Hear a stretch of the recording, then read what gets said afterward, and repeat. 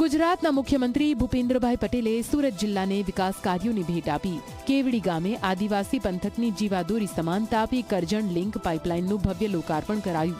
અંદાજિત 927 કરોડના ખર્ચે તૈયાર થયેલી આ મહત્વાકાંક્ષી યોજના ઉમરપાડા અને ડેડિયાપાડાના ખેડૂતો માટે આશીર્વાદ સમાન બની રહેશે।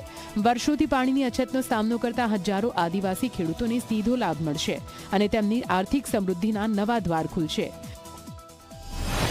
કરવી હોય તો એ વિકાસ માટેનો હરીફાઈ કરે અને એ નીતિ આજે તમે જુઓ તો દરેકે દરેક રાજ્ય પણ એ સ્વીકારીને આજે આગળ વધતું થયું અને દિન પ્રતિદિન એમના ઉપરનો ભરોસો વિશ્વાસ એ હર હંમેશ વધતો જ ગયો છે।